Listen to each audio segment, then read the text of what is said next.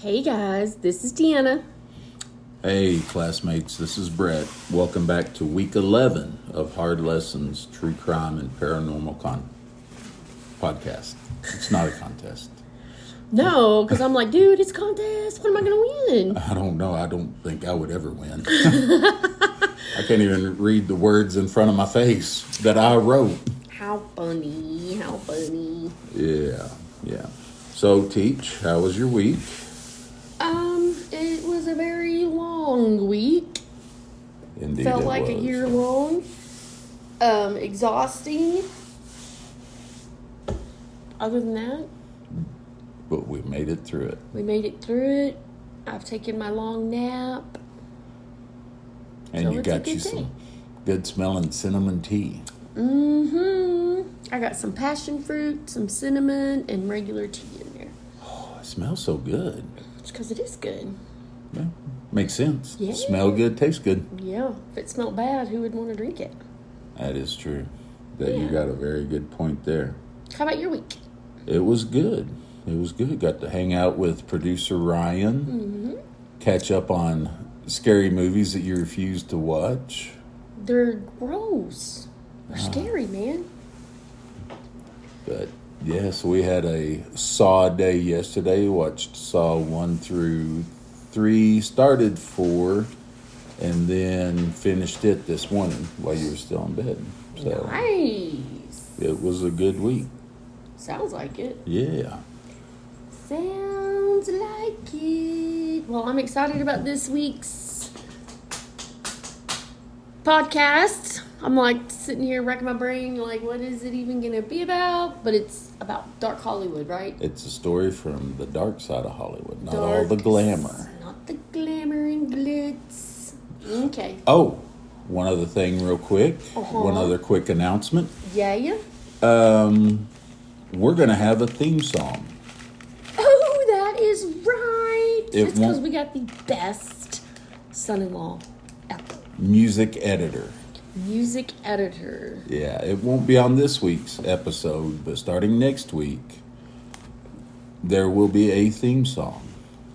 So, Mason, our, like Deanna said, amazing son-in-law, made it for us, so it's an original. So, no copyright payouts going out. We get this song. So, yay, I'm excited about that. I think it's really going to add to it. We got to listen to it, and it's got an eerie kind of feel to it. And It does. Mason is super musically talented, so that's why we went to him. So, Like, I could see this playing out like you're, like in a scary movie. Like, something's about to happen. yeah, he nailed it. Dude nailed it. So, anybody that knows Mason, after you hear next week's episode and hear the theme song, send him congratulations on the good song. So, are we ready to Now, get? technically, is it a song or is it background music? Nah, background music. I don't. The songs have to have words to it. The background music, the theme song. Tell There you Mason go. he did a great job. On the theme song. Because, anyway. Yeah, and our talented daughter played a small role in it somehow or another. I forgot to ask her what part was hers, but we will find out. And, man, I can't wait. I'm ready to record next week's episode, even though I don't have any notes for it, just so we can have the theme song. Yeah. All right. Class is ready. All right. The more you know. The more you know, the less you need. That could be our theme song for because you say that every week. The more you know, the less you need. That could be our Is it little... really? Yeah. Oh, I thought I totally made it up every week. There are only 4 words in the English language that end with the letters D-O-U-S. Do you want to take a guess at what they are? Do you want me to just tell you? You're just going to have to tell me. All right. Tremendous, horrendous, stupendous, and hazardous. Okay. And that is it. Where do you come up with these ideas at? Some of them I already knew. Some of them I just hit the Google machine. Oh. Type in strange and true facts. Fracts? It's a new word, huh? I tried to get some math in there, some fractions. Some fractions. Strange and true facts. Facts. Awesome. Yeah. So, Dark Hollywood. Dark Hollywood. Oh my gosh, there's so behind the scenes. There is, and we're going to go behind the scenes today to my all-time favorite movie, The Wizard of Oz. Oh man. Yeah. I'm out. No, but you're going to find this interesting. And after doing the research on this, I want to watch the movie and be like, but You may absolutely watch it by yourself. I watch movies that I don't like with you, but whatever. No, you sleep through them. Anyway, Hey, there you go. There's my next napping movie. Wizard You of put it Oz. on, I'll just take a nap. There you go. I'm in the room. Absolutely. All right, so the color scenes on The Wizard of Oz took Okay. over 5 months to film. They started in October of 1938 and finished in March of 1939. The color scenes. The colors, after she goes over the rainbow and she lands in Oh Oz. yeah, because it starts in black and white, huh? You know, Oh. it's a different shade. I'll get into that later on. Oh, okay. It isn't black and white. They have a term for it, and I don't remember off the top of my head, but I did make notes on it. Oh, okay. So, and in the uncolored version, I could never find anything that told how long it took to film those. I mean, that's not as many scenes, but it was originally released and made its world premiere on August 25th, 1939. The cast worked 6 days a week during the color version, during the color film. Had to be at the studio by 4 a.m. or earlier to start makeup. I think I would just like live in the trailer. Just stay right there. Yeah. And they usually worked till 7 o'clock or later. 6 days a week. That would be exhausting. That would be very exhausting, and we're going to go step by step, or not step by step, but we're going to go through each character and talk about the fun times they had in their costumes. Okay, but this is Dark Hollywood, so. Yeah, it's going to get dark. Okay.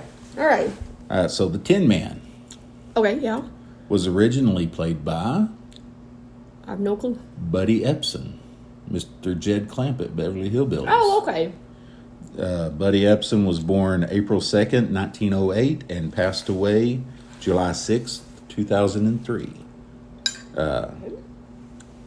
He was originally cast as the Scarecrow, and the actor that played the Scarecrow, Ray Bolger, was cast as the Tin Man.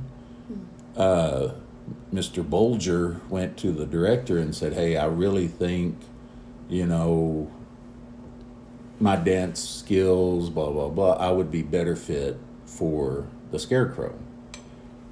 The director was like, "Yeah, after watching everything, I think you would be also." So they swapped. And so Buddy Epson became the Tin Man. Okay. Problem with that is the silver makeup that they used for his face had powdered aluminum in it. Yikes. That sounds like very dangerous to me. Absolutely. One day on the set, after a couple of weeks of filming, he started feeling sick, and so they sent him home. Got to feeling worse, and his wife called for an ambulance. He was taken to the hospital, x-rays was done, he was having a hard time breathing, he was starting to turn blue, and in the x-rays they saw that his lungs were filled with aluminum from breathing in the powder from the tape. He was in an iron lung for close to a month. Holy cowbells. He was almost a goner. Yeah, he was. We wouldn't have had the Beverly Hillbillies. Wouldn't have Jed Clampett, but Well, he made the Beverly Hillbillies. This is what I'm saying. Yeah. Uncle Jay, come on now. Yeah. And then after being released from the hospital, he was not released to go back to work. He had to have about 3 or 4 more weeks of bed rest before the doctors would release him. The higher ups at MGM Studios, who produced The Wizard of Oz,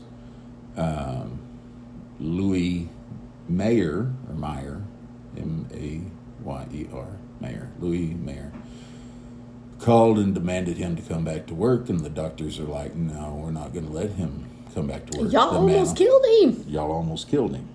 So this went on for a day or two, and studio called one more time to say, come back to work.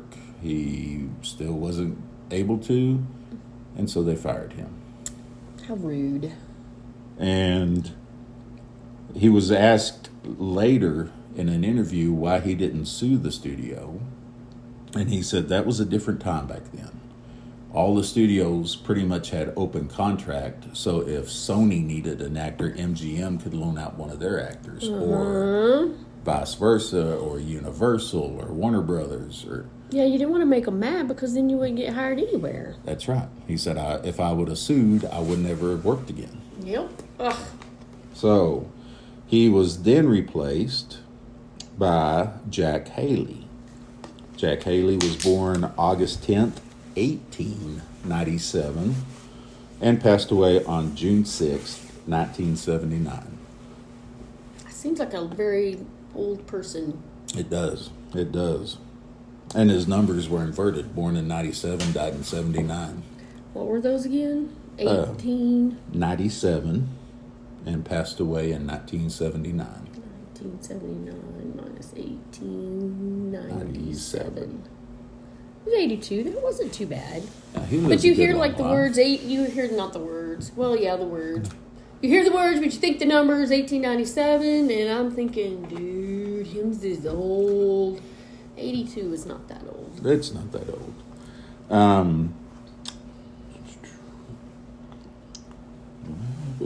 Okay, so... Replaced by Jack Haley. Yeah. You lost your spot. I did lose my spot.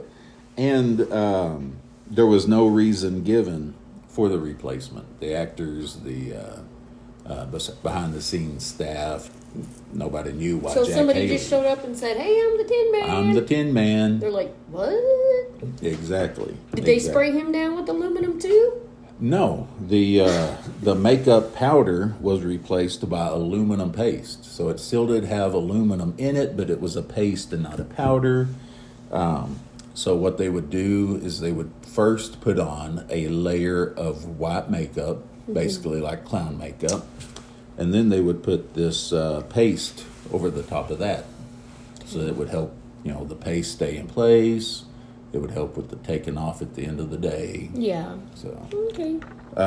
wasn't really a whole lot of issues, except the paste caused Haley to have an eye infection, and he almost lost his right eye. Well, there's aluminum in it. They ain't the smartest. Well, the special effects on this show was amazing for the time. Yeah, I bet so. All But- those stupid flying monkeys. We're going to get to them also. Okay. Um, So is that part of the dark Hollywood? no, it's going to get darker. Okay. So you're like going light and then going to hit the dark, scary stuff? Okay. Well, there's nothing really scary. It's just all like, Okay. how they were treated. And Oh, okay. I must have a different thoughts that was happening. Okay, cool. So, the costume, the Tin Man's costume, was all metal. Okay. And so Haley could not sit down between takes for lunch, for any breaks or anything. He had to stand all day long in this heavy metal costume. And we'll get to more into it later. But also, the temperature inside the studio was over 100 degrees. Plus every in a day. metal suit thingy. Oh my Plus in a gosh. metal suit thingy. Well, they were like torturing these people. Exactly. They brought in a board, and I'm using air quotes, they brought in a board that they would lean up against the wall, and to give him some relief, he would lean up against the board. You would have thought that they would have got one of those dollies And like he could have just maybe Leaned laid back. up on the dolly and they could have put him down. I'm Or think- maybe like put a fan so he could like stand over a fan. I'm thinking like maybe a hoist system, and he puts his arms in it, and it just kind of lifts him up, Yeah. it gets would him be- off his feet. Yeah. But that's 2023 thinking, not 1938. True. Yeah. Let's see. However, in the scenes where you see the Tin Man crying, his tears are edible. They actually tried using motor oil for his tears, but it didn't show up very well on screen. Okay. So the tears that he cries is chocolate syrup.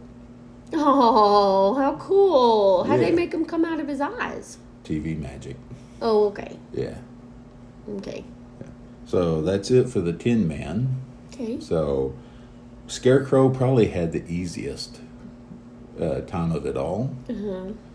He was played by Ray Bolger. He was born January 10th, 1904, and he passed away January 15th, 1987. So 83 years, 5 days after his 83rd birthday. Like I said, he had it easiest of all the cast members, but that doesn't mean that he got through unscathed. I was gonna say, like, how did this happen? Like, what bad thing was going on with him? Allergic to the hay? No, but hay does play a part in it. Oh, okay. So the chemicals that was in the makeup had literally burned his skin. He was left with permanent scars for the rest of his life from the burns. What the kind of crap makeup are they using? Whatever they had back in the day. Oh my gosh. Yeah. Also, his costume was basically hay stuffed all over his body, like even inside his shirt was lined with hay. Yeah, make it more lifelike, yeah. And on his face, with a small opening, it's where they put the makeup, was a burlap sack with hay stuffed inside of it. Okay. So the burlap, and I've never, that I can think of in my life, touched burlap, but apparently it's pretty tough, Yeah. scratchy material. Yeah, it is. It also left scarring on his face. Poor guy. And really the only other thing, well, and the makeup also left lines on his face that took a year before they disappeared. So he was left with lines on his face for the makeup for about a year. Oh my gosh. But this isn't like makeup that women would wear, is it? It's like stage makeup type thing? Right. Yes, ma'am. Yikes. And also, like I said, they used real hay inside of his costume. That hay covered his ears, and the burlap sack covered his ears, so it made it difficult for him to hear. And he always felt like he was shouting his lines. From all accounts, he was like a sweetheart of a man. And he would, at the end of the day, go around to each cast member and apologize to him. I'm so sorry I was yelling at you. "No, you wasn't yelling at us." Well, it felt like it, and I apologize. So that is the Scarecrow. So we're now moving on to my favorite character, The lion. the Cowardly Lion. He was played by Bert Lahr. He was born August 13th, 1895. So we're going back to the 1800s again. Yeah, he was 2 years older than that other dude. Yes, ma'am. And he passed away on December 4th, 1967. Side note, Ray Bolger was the last of the cast members to pass away, because Jack Haley, the new Tin Man, he passed away in 79. Cowardly Lion passed away in 67. And Judy Garland passed away in 1969. And so Ray Bolger at Jack Haley, the Tin Man's funeral, gave a eulogy and closed it out by saying, "So long." And this just goes to show how close they all were even after filming ended. He said, "So long, Jack. It's going to be lonely on the yellow brick road now." Oh. So, yeah, I forgot to throw that in there when I was talking about Jack, Ray. But, yeah, so side note. So Bart Lahr is the Cowardly Lion, August 13th, 1895 to December 4th, 1967. The Lion, they actually had a couple of different ideas that they were throwing around to do. One, they were going to take a page from Walt Disney and use animated lion. I'm glad they didn't. Yeah, they just could not figure out how to do it. So they scrapped that. Then the Roaring Lion for all MGM movies. Mm-hmm. They thought about using him. Couldn't figure out how to do it. So they decided to have an actor portray the lion. Well, I mean, it only would made more sense. I think it would have been dumber if they would have had all the other, like, the people, and then all of a sudden you have this cartoon character or this fake lion thing. Like, it just didn't make sense. Now, the lion costume looked extremely real, didn't it? Well, I figured it was like a jumpsuit or something. Well, you figured wrong. Oh. That was the real carcass of a lion. That's disgusting. It was heavy, it was hot, and it was stinky. Well, it's a dead cat. Yeah. Like, who came up with these things? The set director, the producer, the film director, I don't know. Costume designer, Costume designer. Like, they dumb. They were dumb. Why couldn't they just made a jumpsuit or something? Well, they wanted it lifelike. Oh. I guess. I mean, that's why they put the Tin Man in real metal. It was heavy, weighed between 80 to 95 pounds. Dude, I bet he was in that all day, too. He was in it from 4 a.m. till 7 p.m., 6 days a week. I bet he lost weight. He sweat so much that they actually had 2 staff members at the end of the day wring it out so it would be dry by the next morning. Well, like, that's just disgusting. So you've got not only the cat nasty skin smell, ugh, and then you got the human sweat nasties in it.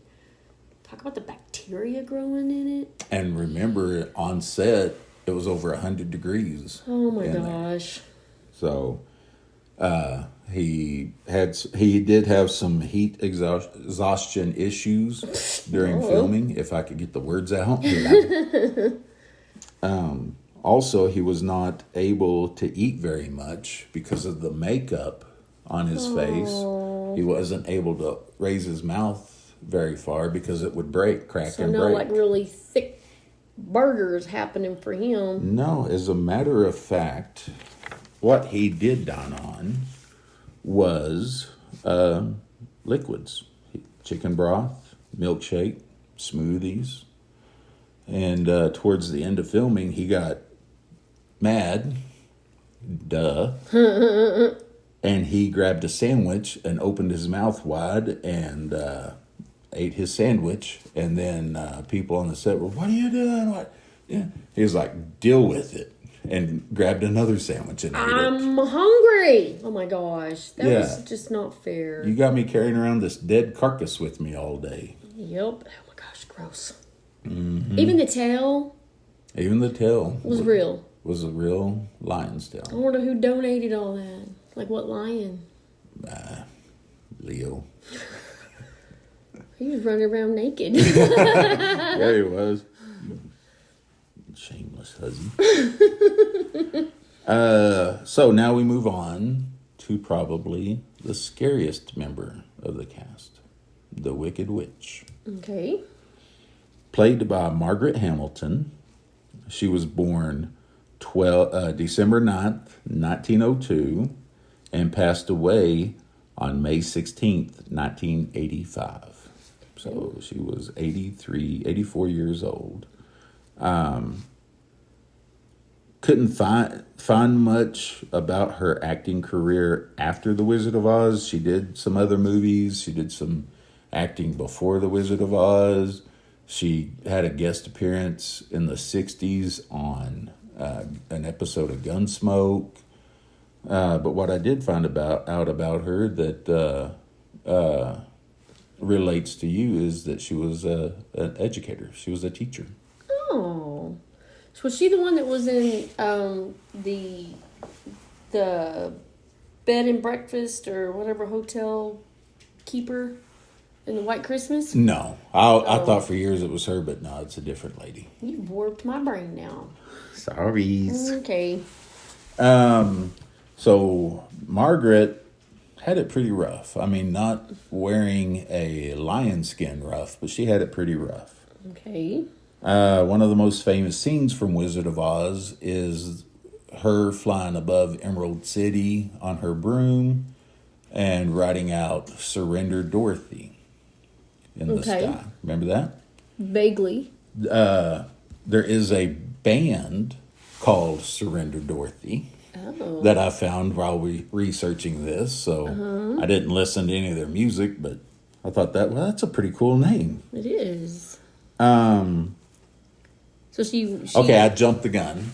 Okay. There is another famous smoke scene in the movie when Dorothy first gets to Oz and the witch finds out that the house was dropped on her sister, and then Glinda, the good witch, tells the wicked witch, you must leave, and then there's a smoke scene, and then she disappears. Okay. Remember that? Sure. Okay. There was a trap door that was to open as the smoke rises to give the appearance that she did disappear. Okay. The trap door was not very big, not very wide. Uh-oh, she got stuck in it. And so the set director, not the movie director, but the set director, told her, make sure you have both of your feet on the trap door before it opens. Because if you only have one on and you fall down, you're going to break your leg. Oh, no. Yeah, make sure you have your arms at your elbows tucked into your body and your hands across your chest because it wasn't very wide. If you don't, you'll break an arm as you fall. Oh, no. So they get ready to do this scene, and The Wizard of Oz ended up having 4 directors. But the first one... Okay, wait a minute. Let's go back to this trapdoor thing. Well, we're still on the trapdoor thing. Oh, okay. Yeah. The first one was Victor Fleming. He was born February 23rd, going way back in the well, not way back, but further back in the 1800s. He was born February 23rd, 1889, and he passed away on January 6th, 1949. He demanded perfection. And so before they shot this scene with the trap door, he told him, he said, "Now, I don't want any delays. Soon as that smoke comes up, and she's got at least one leg on that trap door, y'all open it." And so Margaret was like, excuse me. And then also, under all accounts, she was one of the sweetest ladies ever. "Excuse me, Mr. Director, I don't want a broken leg. We want both feet on the trapdoor." Yes. So she stands on the trapdoor, and the smoke starts coming up. But the trapdoor... Oh, and they also had 2 of the stagehands underneath To catch her? And also help her in case she does end up with a broken leg. Smart. Arm, At least we were thinking of that. Well, you're going to hear in a little bit how little they thought of people getting hurt on set. Oh my gosh. So she's on the trap door. The smoke starts coming up. The trap door gets stuck, so it takes them a second to open it. Of course it does. They finally get it opened, but it was too late. her hat and her broom was on fire. So,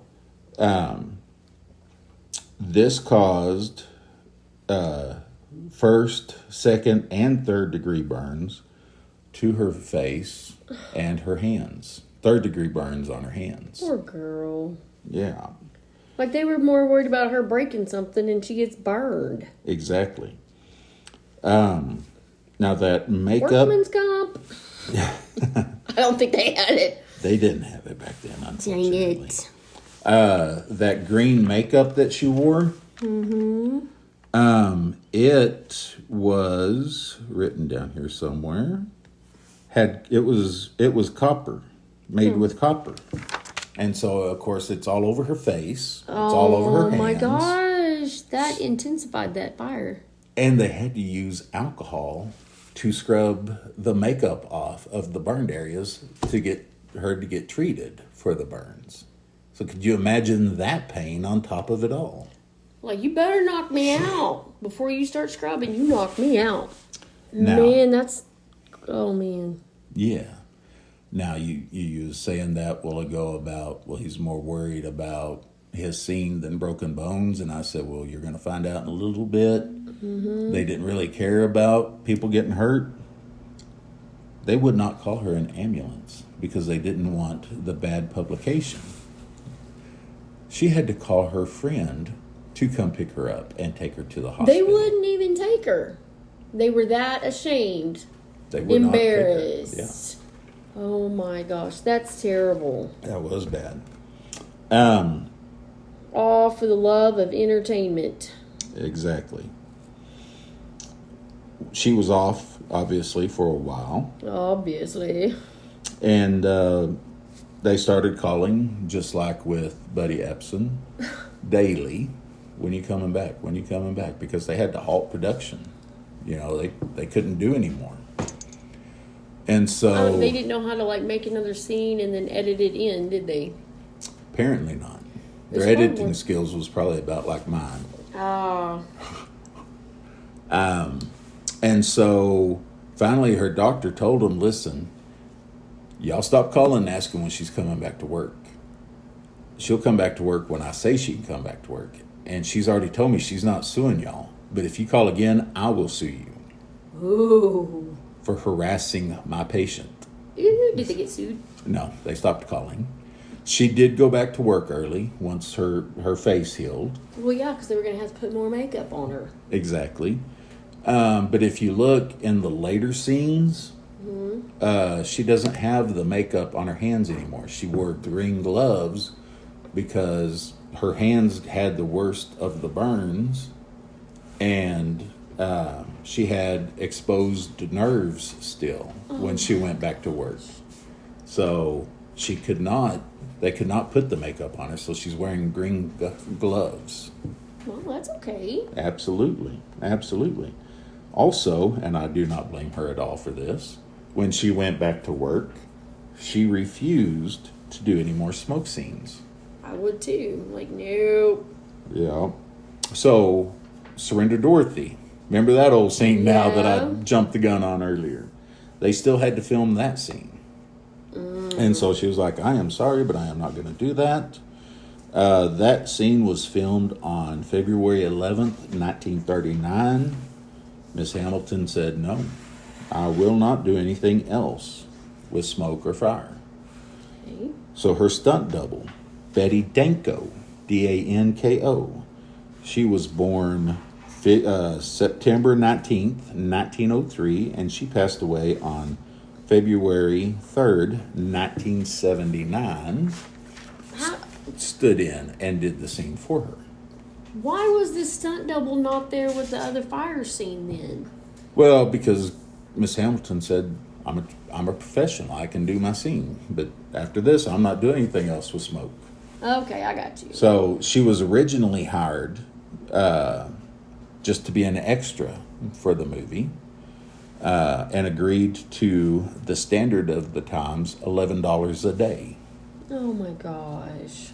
However, with her resembling Miss Hamilton, and was about the same body and build, and she had experience as a stunt double, they upped her pay to $35 a day. Oh, So, on the broom scene, Danko replaced Hamilton.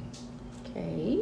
They had a pipe that was spewing smoke coming out the end of the broom.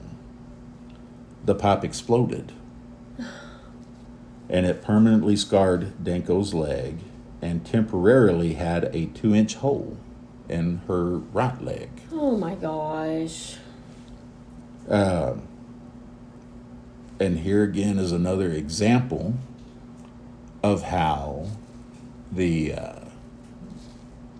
cast and people behind the scenes, We're treated. thought about the actor's safety. 2 days after having her leg almost blown off, costume director called and asked, "Hey, you know what happened to the hat you was wearing?" "No, I don't." "Well, we got to get the hat back." "Well, then look for it. I got a Yeah. hole in my leg, dude." Yeah, well, like, really. Yeah, So helpful. so helpful. Oh, yeah, I decided I was going to keep it for a souvenir. Yeah, I know one day there's going to be this company called eBay, and I'm just going to auction it off on there. Ah. So like I said earlier, So how did they film the actual scene? Was she flying in the air? Did they have her on ropes? I mean, like, how did this work? piano wire. Piano wire. Yeah. And the magic of TV and movies. Okay. It was photoshopped before Photoshop was a thing. Something. Now, much like the Scarecrow, Miss Hamilton on set had to have a liquid dyed also. And it wasn't because it was because of her makeup, but not because it would break or whatever. But like I said earlier, her makeup was copper based and was highly toxic, so they couldn't take a chance of Her getting it. ingesting it, but let me have it on my face for 6 days a week and let it absorb into my bloodstream and body. Oh my gosh. Exactly. But you're not breathing it in. No. Oh, Lord. you're gonna love it here in just a little bit about the health and wellness. So let's move on to the star of the show, Little Dorothy. Oh. You ready? This one is sad. Oh my gosh. I know a little bit, but Dorothy was played by Judy Garland. She was born June 10th, 1922. okay. She passed away, ready for this? June 22nd, 1969. Oh wow. I On did your not know birthday, that. before it was your birthday. Yes. Who else was born on your birthday? John Dillinger. Yeah, it was. You're famous. Yeah. Who was the original Dorothy? Who they originally wanted as Dorothy? Shirley Temple. Yes. Really? Yeah. Originally, the studio wanted and offered the role of Dorothy to Shirley Temple. She turned it down, however, because she felt like it would not be the best for her career. And it's funny because I wrote down she turned down the rule instead of role. She turned down the role. They wanted Shirley Temple because she was closer to the age of Dorothy in the book. Shirley Temple at the time was 10 years old. She was already worried about her career. Yeah. Dorothy in the book was 12. Okay. So they thought, well, It's pretty close. pretty close to age. You know. Judy, when they started filming, was 16. I didn't know that. Behind her back, the producer would call her the fat little piggy with ponytails. She wasn't fat. She was not fat. No wonder people have eating disorders Exactly. and drug problems. So before filming started, she was forced to lose 12 pounds. If you don't lose 12 pounds, you don't get the role. Pounds. 12 She's 16 years whopping old. pounds. Everything is based on, you've eaten too many steaks. You need to lay off the steak because we need you to lose like 2 ounces. Exactly. It's right there in your chin. Right there. Right there. Yeah, that little big bump right there. That's that 2 ounces. You need to lose it. It needs to go bye-bye. My gosh, stupid people. So at 16, she was starting to develop, Oh my gosh. and 12-year-olds aren't developed. So, It would blow their minds now. wouldn't they? They, for the long hours that they were in costume and on set, she was forced to wear a tight-fitting corset to help hide her womanly figure. She was also, every day of the... You would quit right here. I would have quit at the freaking 12 pounds. This is the diet that she was forced on. She could drink nothing but black coffee. Okay. She could have chicken broth soup and a couple of spoonfuls of cottage cheese. That's all she ate? That's it. I'd be eating like every hour. Yeah. Except for that nasty Cottage clobbered cheese. cottage crap. Some of the best stuff ever. Nasty. Also, to help suppress her appetite, she was forced into smoking cigarettes. Huh. By the end of filming, she was reportedly smoking 80 cigarettes a day. 80 Wow. cigarettes a day. And now it's just become a habit, and she probably don't eat nothing, and all she does is drink chicken broth and smoke. Exactly. Also, to help control her weight, plus give her energy for those long days filming, she was fed a steady stream of amphetamines. Then at night, after filming was over, to help her get the rest that she needed after working the long days, she was given barbiturates. So they gave her speed to make it through the day, poking cottage cheese and chicken broth at her, and coffee. Don't forget the coffee. Or the cigarettes. Just keep poking that at her. Oh, here's you a cigarette. Here's you a cigarette. Just keep going. So you know she's speeding through like, woohoo! Life is grand. And then it's like, oh, it's over. Now what? Here, take this. Go to sleep. Addictive things. Oh my gosh. And that followed her for the rest of her life and led to her death in 1969 Yep. of an overdose. Oops. Yep. Yeah. I wonder if those... Never mind. Teacher is getting upset, classmates. I am. Because they would do that to those people because they were after something else. They did not care about that person as a person. All they saw them was a dollar sign. Exactly. Or a music person, hint Elvis Presley, why he was addicted to all that stuff. Yeah. So you remember the famous scene where Dorothy, Toto, Tin Man, and Scarecrow are going down the yellow brick road. And they're dancing and skipping? And they're dancing and skipping, and out jumps the Cowardly Lion for the first time. Uh-huh. So young Dorothy, being a kid, you remember she's only 16, she thought it was the funniest thing ever, seeing him jump out there. Well, she was high. Yeah, she was high. And so they had to do the take several times because she would just bust out laughing. Well, I probably would too. A 16-year-old girl and this big brown person jumping out in a fake-looking costume going, "Rawr." Oh, that was a real lion costume. Yeah, I'm sure, yeah. Now, Victor Fleming, the director, he yelled cut. He Naturally. said, "Judy, come here." Takes her over, kind of out of the way, but still people around, and gives her a little father-daughter talk, right? Yeah. No. He slaps her in the face and says, "This is an adult job you're doing. pull your crap together. Get out there and do that scene. Quit laughing. And from what I read and what I saw on YouTube, it wasn't just a little, it was a full slap, almost knocking her to the ground. So that scene that made it to film that you see in the movie is the very next take after her getting slapped. She went out and nailed it. Victor Fleming. Oh my gosh. Victor Fleming did feel bad.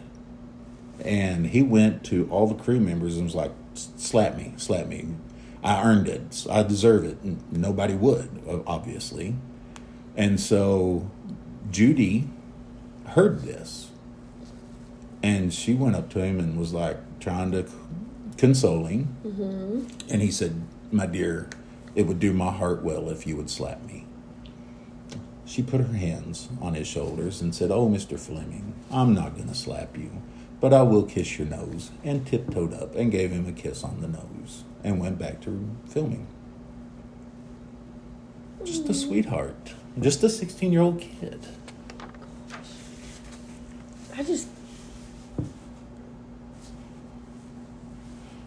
Teacher has some tears, classmates. That one hit her. I'm just thinking of all the mental, physical, and emotional abuse that she went through to do a job, and she didn't even, to me, it's just sounding like she didn't even get to actually be Dorothy. She had to be what they wanted Dorothy to be. Exactly. That's terrible. Now, talking about the harassment that she received, the Munchkins, the actors playing the Munchkins, were not nice people. They would touch her without permission, including putting their hands up her dress. They would grope her. They would basically harass her on a daily basis. Sexual harassment. Nowadays, yes. So you got So nobody took up for Dorothy? The Scarecrow, Tin Man, and Lion did. I mean, they were like their own little family. They would have to be surrounding her at all times. Mm-hmm. Unless there was a scene where she just had to be by herself. Exactly. But I would be right there waiting. I'd be like, you freaking touch her, I'm going to break your little finger. I'd be off camera. I would be off camera. I mentally have a baseball bat in my hand right now, and I'm like, go ahead, go for it. Exactly. You won't be coming back. It's just wrong. Okay, so that's most of the cast that went through some dark stuff. But let's go through some additional dark things from Wizard of Oz. Okay. One of my favorite scenes growing up is when they finally see Emerald City and they're running through that field of poppies. You remember that? And the Wicked Witch puts a spell on them and they all fall asleep. Uh-huh. And the Tin Man is standing there crying with the chocolate syrup. and then here's Glinda, the Good Witch. Okay. And she lets it snow on them. Oh. Remember that? Yes. That snow. Want to guess what it was? Probably something poisonous. Asbestos. Oh my gosh. And they knew the effects of asbestos and still used it. They knew it even back then, and look at all the stuff that they used up until when it was really decided, hey, that's probably not the best stuff to be using to be building things. Exactly. But it was the closest thing to snow that they could find without actually using snow. Well, they couldn't, tear up, plastic everything that was white or clear. Well, even, Christmas decorations back then that had fake snow on it was using asbestos. Yeah. Oh my gosh, this is smoking. You walk through cigarette smoke to get to the non-smoking section. Or you're in a car with the windows rolled up and you're the only little kid with 4 adults and all of them got cigarettes and it's... Exactly. Oh my gosh. So, let's talk some... We survived. It's a miracle. let's talk some more about the Munchkins. Police were called several times on the Munchkins for their drunken behavior, their gambling, and their prostitution issues. They would prostitute themselves out? I think it's more like spending time with prostitutes. Ow. One day, You mean them poor little people couldn't handle it? everybody's got to have love. Well, One day during lunch break, they started hearing cries for help. They traced it down to a restroom where one of the Munchkins had gotten drunk, fell in the toilet, and was stuck. Could not get himself out. talk about karma. That's right. Here, let me grope you now. While you're there, now you remember about a week ago, I was talking to you, not while recording, but just us hanging out time. And I was telling you that there was a movie back in the 80s and it was about a bunch of small people yeah. in a hotel. Yeah. That movie is called Under the Rainbow. Go ahead, sorry. It was released in 1981, starring Chevy Chase and Gold. Carrie Fisher. Oh, that was Carrie Fisher? It was Carrie Fisher from Star Wars fame. Okay, I thought it was Goldie Hawn. Mm-mm. Oh, oops. Set in a hotel in 1938 and is based off of the Munchkins from The Wizard of Oz. Oh, how cool. Yeah, it wasn't a very good movie. Doesn't sound like it. Was there any groping happening?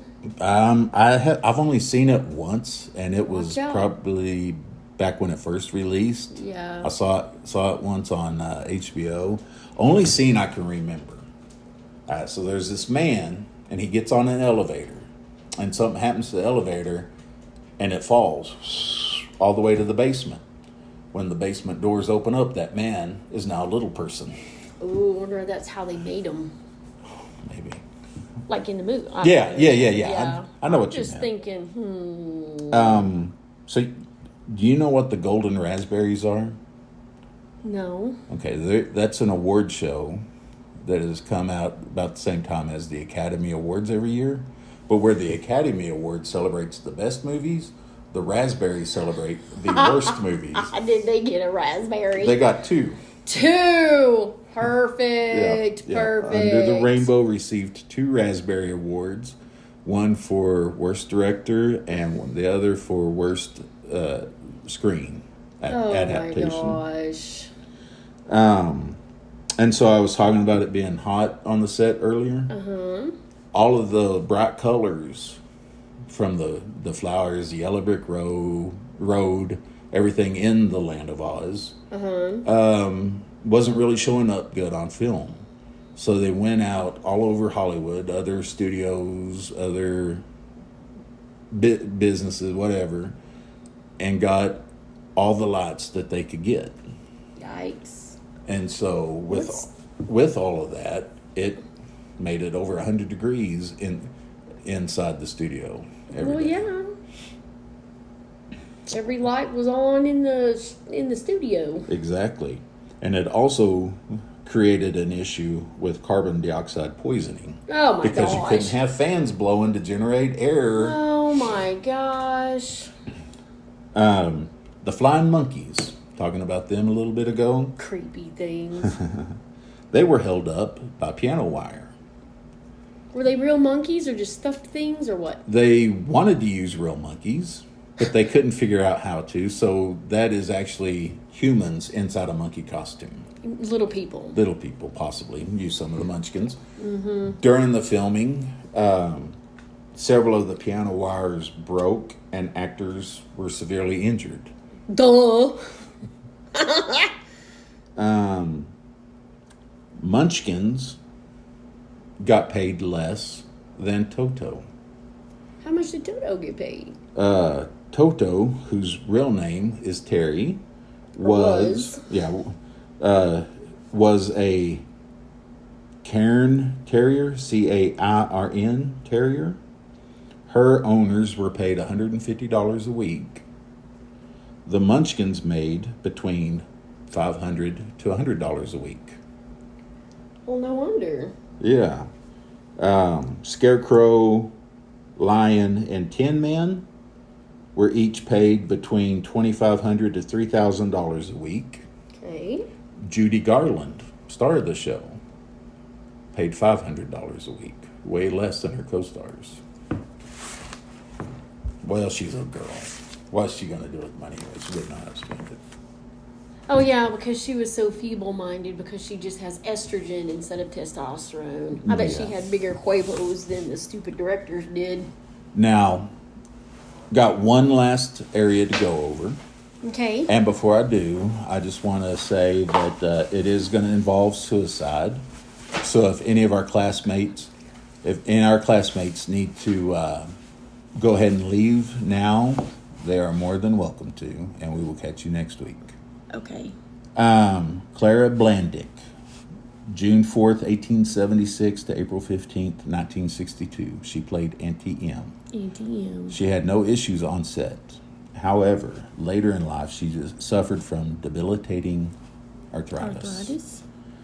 The pain was tremendous. It forced her into an early retirement from acting.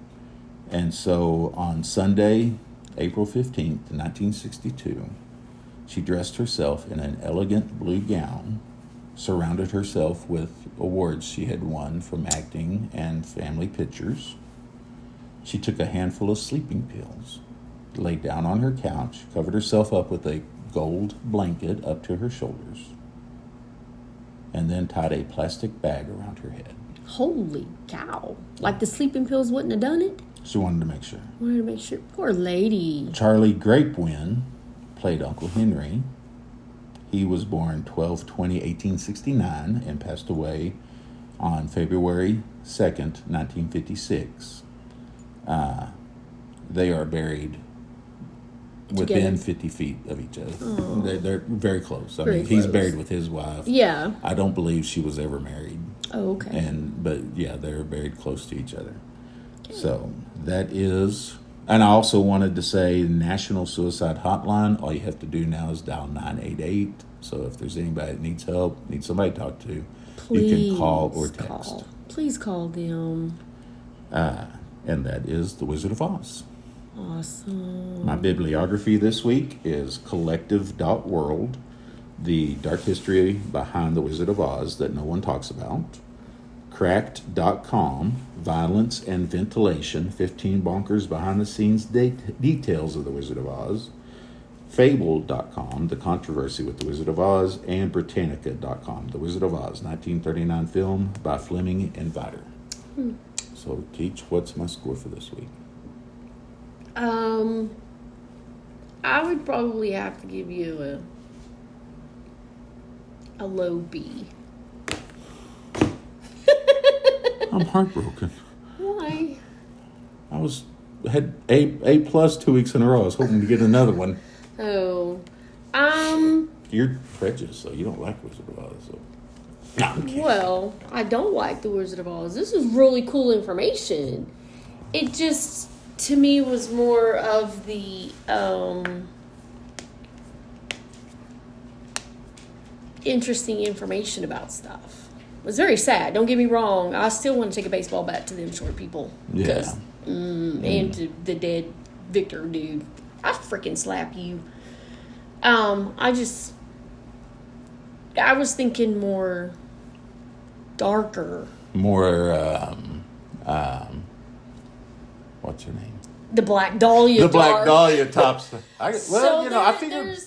Maybe there's a fine line between definitions of dark and darker. Well, I figured for our stuff. first venture into it, I wouldn't go as dark. Well, you could have explained that. That may have been helpful. That's true. But a B is still not too bad. I'm not upset at all with it. Ooh, Survivor Stories. Oh, yeah. Okay, so next week, another new category we have, Survivor Stories. We will see you guys then. Yay. Bye, guys. Have a great week. Class is over.